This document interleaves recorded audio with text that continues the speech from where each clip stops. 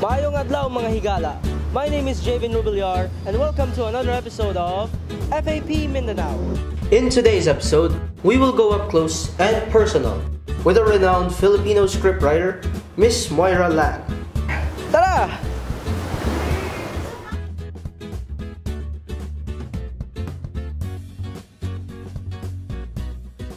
My name is Javin Rubilyar from the Film Academy of the Philippines. Hi. Okay. I started really young because I consider my start not as a writer but as a movie fan. So I've been a film buff for as long as I can remember. When I applied to university in the University of the Philippines, in-applyan kong course was film, and I got in. But on my second year in college, I shifted to business administration because I think I was afraid na baka hobby lang yung panonood ng sine and hindi ko alam kung paano ko siya gagawing trabaho. So siguro nagpanic ako nung time na yun. I was young, so I shifted to a safe course. But eventually, I found my way back to film and I became a filmmaker. And I started in Star Cinema as a brainstormer. Kasi nung 1990s, mid-90s, bagong kumpanya pa lang yung Star. This was I think 20 years ago or a little bit over 20 years ago. And they were hiring several people to be part of their think tank. So every week, once or twice a week, we would meet, kami nung grupo ko, we would meet para mag-brainstorm ng mga story ideas for movies. So doon ako nag-start and eventually, I got my first break writing a screenplay for Star Cinema. This was Anak, starring Vilma Santos and Claudine Barreto. And I co-wrote this with one of my mentors, si Ricky Lee.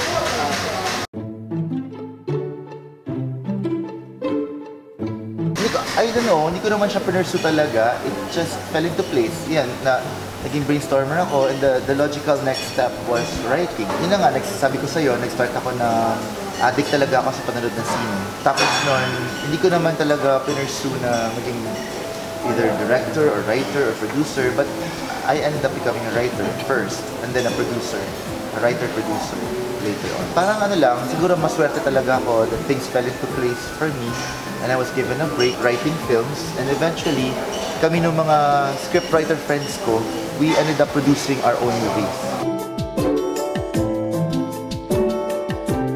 When I started writing scripts to Star Cinema, ang una kong screenplay credit was Anak. That became a huge hit. I co-wrote that with, like I said, one of my mentors, Ricky Lee. And then sinundan yun ng Tanging Yaman, also with Star Cinema. Then Kailangan Kita, Milan, The Anothers in My Life. Lahat yun Star Cinema. Pero nung 2004, kami ng mga kaibigan kong scriptwriter, nagbuo kami ng grupo. And we said we wanted to try to make our dream projects come true. Ito yung mga projects or concepts, mga kwento, na alam namin, hindi ito yung cup of tea ng Star Cinema. Na alam namin, malabong mag-produce ng Star. So pwede namin hanapan ng ibang paraan para mag-produce. And nung first year ng Cinemalaya was announced noong 2004. Sumali kami and two of our entries made it to the first batch of Cinemalaya. Ito yung Sarong Banggi and ang pagdadalaga ni Maximo Oliveros. So doon nagsimula na from being writers, naging producers din kami ng mga kasama ko. And then, yun na nga. So aside from yung mga sinulat kong pelikula, nakilala rin yung mga pelikulang produce namin, especially pagdadalaga ni Maximo Oliveros, Zombadings, Patayin sa Shock of Remington, and Norte, Hangganan ng Kasaysayan. I would say that generally I've been very lucky kasi mga directors na na-assign sa akin are fantastic and they're lovely to work with and magagaling talaga. So wala akong masyadong complaints. Pero kaya rin ako naging producer kasi nakita ko yung limitation ng pagiging writer is your creative control ends at a certain point. You have to parang sort of give up your baby for adoption. Tapos nun, i-invite ka lang nila sa debut niya pag premiere na yung movie, parang gano'n. Sa akin, as a writer, I was seeking more creative control. For example, sa pag-cast ng mga artista na ganap sa mga characters. So kami ng mga kaibigan kong writer, we said, okay, let's try producing. And again, sinuwerte kami sa pagpaproduce. Naging successful yung mga films namin. And we got to choose the actors and also the people that work in the departments like cinematography, production design, editing, music, lahat. So parang it became so much more fulfilling to write as well as produce. Ayan.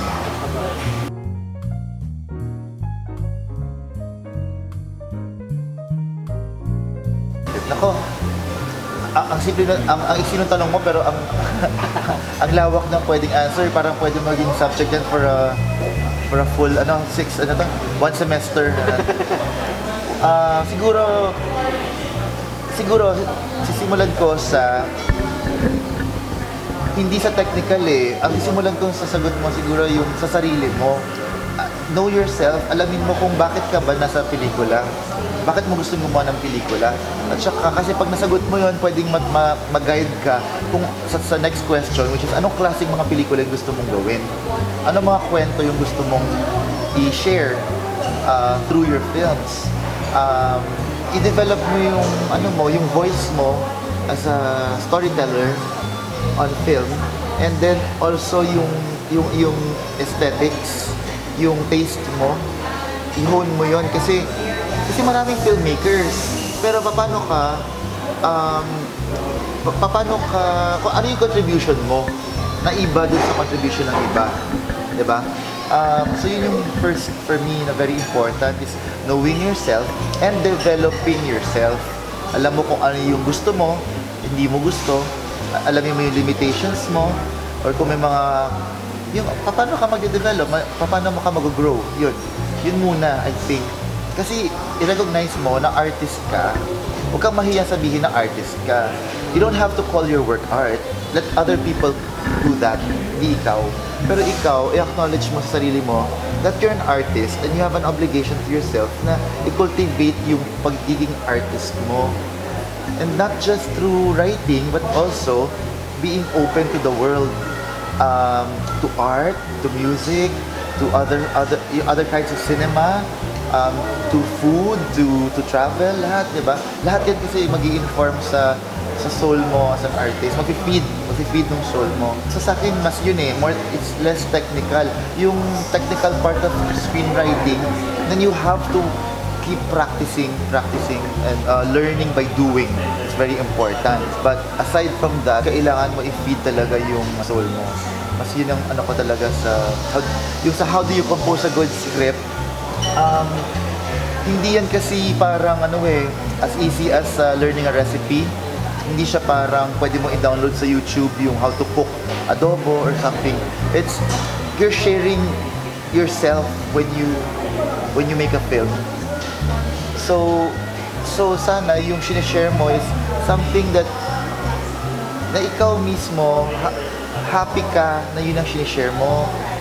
Knowing why you want to make films is important kasi otherwise kung hindi mo alam yung mga sagot sa tanong na yun, baka you will just join the bandwagon and just want to be known or nainggit ka doon sa success ng ganitong filmmaker, ganyan. Parang technically pwede ka mag-produce ng good work, pero baka hindi baka hindi mag-last kasi hindi ikaw yun. So for me, more than yung technical na 1, 2, 3 ng pagsusulat, dapat alamin muna kung sino ka. And then mag-practice ka na mag-practice. Yun, dun lalabas.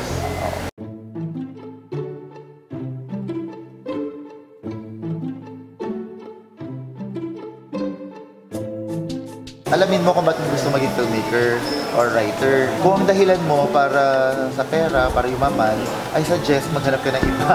Kasi there are easier ways to make money and it's just so hard to kung if you want to get rich, hindi ito yung field. So yun. Isa naman, if you want to get famous, tanong mo rin sa sarili mo, bakit? Kasi sa pagkakaalam ko, yung mga, hindi naman siguro lahat, no, pero I think karamihan ng mga sumikat talaga na filmmakers dito sa atin, sumikat sila because they stuck to their gun. Kumbaga, kahit anong time na wala sa uso yung ginagawa nila, hindi nila iniwan yun. At nagpursige lang sila doon hanggang sa naka-catch up na yung rest of the world sa kanila. For example, filmmakers like Lav Diaz, like Brillante Mendoza, and then even yung mga nauna sa kanila, Ishmael Bernal, Lino Broca, Kidlat Tahimik.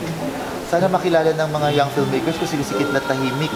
Napaka-importante ng ginawa niya para sa atin lahat, pag-pave ng way. Kidlat Tahimik, Lino Broca, Mike De Leon, Celso Ad Castillo, Ishmael Bernal, Pepe Galiaga. Alamin ng young filmmakers kung sino itong mga to. At makikita nila na hindi sila nandun para lang sumikat o para lang mangopya, gumanggaya, di ba? Parang, ginawa nila, they did their own thing. Kahit na wala pang recognition, wala pang pera, yung mundo ang nag-catch up sa kanila. And then, na-recognize sila. And then, sumunod na yung fame, sumunod na siguro pati yung pera. Pero hindi ka pwede magsimula na ang hinahabol mo agad yung fame, pera. Kilalanin mo muna yung sarili mo. Babalik ako lagi dun na sino ka ba talaga, bakit mo gustong magkwento. So, yun lang talaga yung advice ko is, huwag kang masilaw sa fame, sa fortune, know yourself and why you want to share your stories. Hindi kasi productive na masyado ka nag-second guess kung ano yung magiging hit, whether sa audience or sa International Film Fest Circuit. Kung uubusin mo yung oras mo sa kaisip, paano ba ako sisikat? Paano ba kikita itong pelikula ko dito sa paano ba ito mai-invite sa festivals abroad? Dapat mo isipin na lahat ng pinaka-successful na films, nangyari yun, hindi dahil sinecond guess nila yung paano sila tatanggapin. Nangyari yun kasi kinuwento nila yung mga kwento na gusto nilang ikwento. Naging totoo sila sa sarili nila. Having said that, importante rin na isipin mo yung commercial aspect din ng filmmaking or yung audience aspect, kumaga yung marketing aspect ng pelikula mo. Importante rin yun because ang goal mo as a storyteller, as an artist, is to keep on making the films that you want to make na hindi ka nagko-compromise. Para hindi ka mag-compromise, sana maging sustainable yung practice mo economically. Ibig sabihin, nababayaran mo pa rin yung bills. Ibig sabihin, nabe-break even yung mga pelikulang tinapos mo. Kahit hindi ka man yumaman doon sa ginagawa mo, pero at least, nasusuportahan mo yung paggawa mo ng pelikulang gusto mo. At hindi ka darating sa point na kailangan mong i-compromise or kailangan ka mag-join sa bandwagon, let's say, ng rom-com or ng horror o kung ano man ang sikat sa panahon ngayon. Gagawin pa rin yung gusto mo, pero nababayaran pa rin yung bills. So, importante rin yun. Pero, balance siya eh. Hindi ka pwede agad sumuko dun sa aesthetics mo. At the same time, hindi mo rin pwede pabayaan yung practical aspect. Kasi kung papabayaan mo naman yung practical aspect, paano ka tatagal? Kailangan mo ng longevity.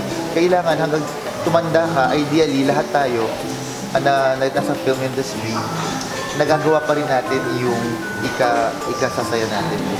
At hindi tayo parang hindi na tayo nagiging masyadong salesman sa mga sarili nating pelikula. Sana yun yung ideal, yun yung dream. Sana dumating yung time na nakukwento natin yung mga dream projects natin kasi manonood. Enough lang para ma-fund yung next project. Yan. So, yun lang po ang mga questions ko. Thank you, JP. Thank you din po. Thank you. Behalf of the team po from Film Academy of the Philippines, Mindanao. Thank you po masyado, ma'am. Thank you rin sa inyo. And I hope to see you soon in Mindanao. Kami din, ma'am. Okay lang, thank you. Okay lang, forgive you. And that was it, guys. But before we end this episode, we would like to thank Bondi and Burke for having us there. And of course, this episode wouldn't be possible without the help of the FAP Mindanao production team. And also, don't forget to like our Facebook page at www.facebook.com/FAP Mindanao. And please subscribe to our YouTube channel. This is Javin Rubilyar, signing off.